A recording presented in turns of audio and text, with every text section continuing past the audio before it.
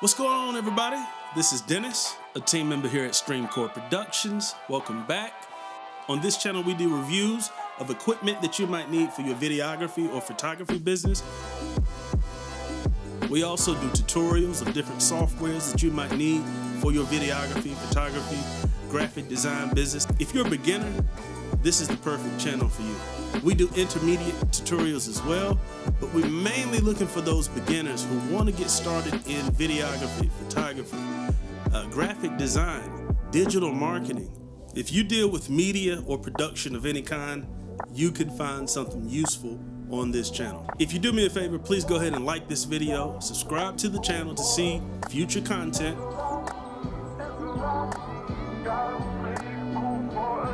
Today we're going to be doing a really quick tutorial. We're going to show you one method that you can use to smooth skin in Adobe Premiere Pro. Alright, let's get into it.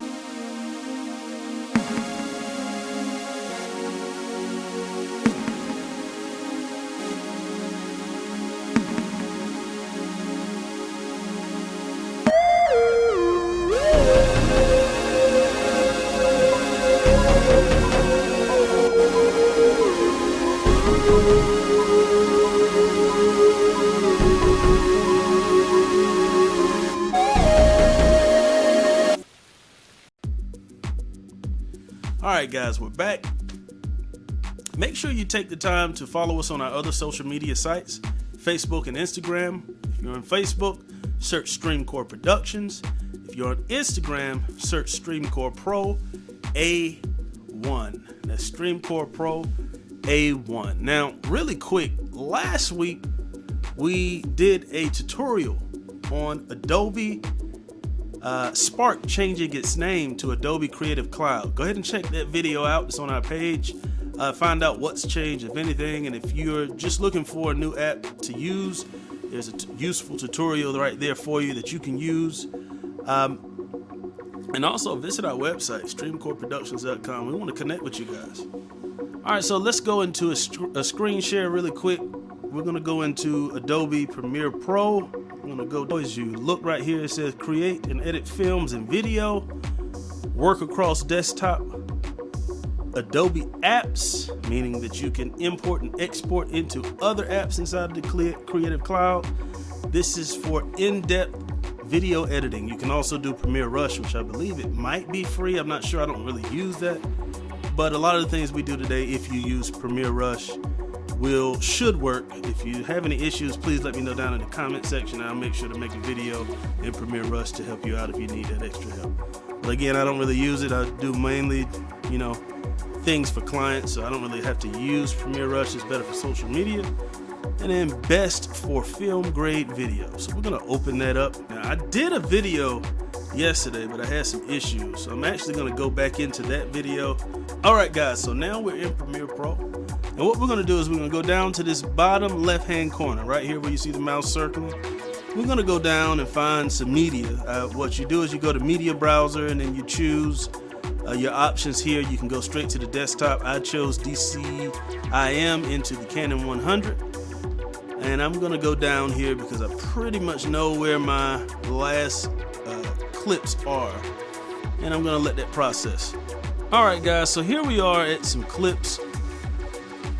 Let me just go around. I know there's a clip of this particular client with her face really close to the camera, and that's the one that I prefer to show you.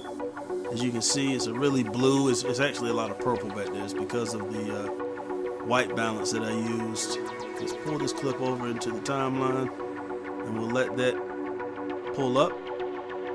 Now, I am going to do really quick. And for you guys who do know something about color grading, please don't come after me too hard. I'm not going to go through a full color grade on this clip. I'm just going to do a little bit here and there, just so we can see it a little bit better.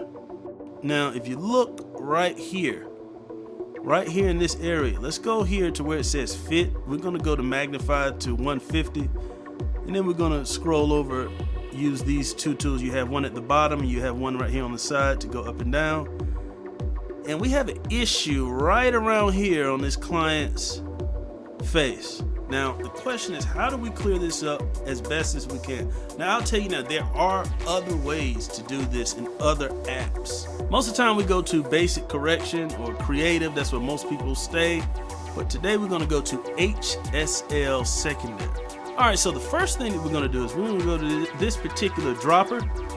This one has a plus sign beside it. This one has a minus side. That means we can add more of the color, or we can take some of the color away.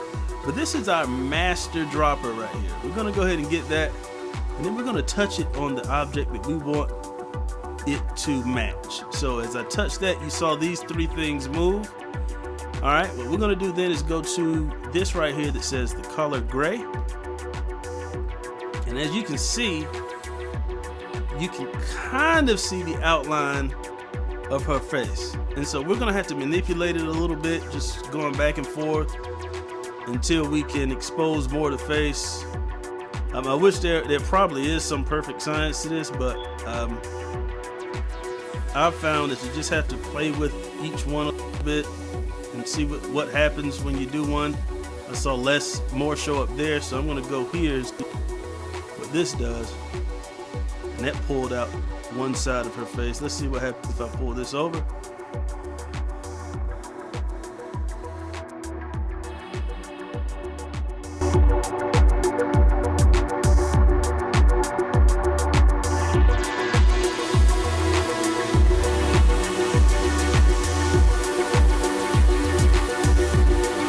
If it has deep gray on it, it's not going to be effective. Things that we're manipulating that you can see its original color, that's what we're most worried about. So we want to keep the eyes with as much gray on them as possible. We want to keep those, because after we get it looking somewhat like this, we're going to go down to correction, and we're going to first take the color gray off so we can see the original, and then we're going to go down and watch how it changes that skin tone just a little bit. If we go up, it'll change it the other direction. We can actually lighten her up a little bit if we wanted to. All right, let's see. But sometimes when you lighten people up, it actually makes the blemishes show up better. So we'll go down just a little bit, and then we will go to sharpen. And instead of it being at 0, we're gonna if we take the sharpen up, as you can see now, that skin looks pretty bad, and it would like on any person. This is not just for her, this is just how it works. So what we're gonna do is we're gonna take the sharpening out. If we go all the way down, as you can see, at that point her skin looks better. Now again, this shot we're magnified to 150%. So let's go back to fit and let's look at it. What we'll do, we can go back up to HSL secondary right here, the section that we're in, and we can take the checkout, and it will show the original. And as you can see, the skin doesn't look perfect, but we've blurred out most of it, right? We've taken some of the sharpening out. We didn't affect the eyes, but we were able to make the skin look better. Now we can also use this right here, which is blur. We can add some more blur. Let's take the blur all the way up just to see how that looks, right? So we just took the blur all the way up. Let's take it off. And that did help, didn't it? Now let's watch this clip a little bit to see. All right, guys, I appreciate you so much for stopping by again. Make sure again to hit that like button and subscribe to the channel. That's all I got for you today. We'll see you next time.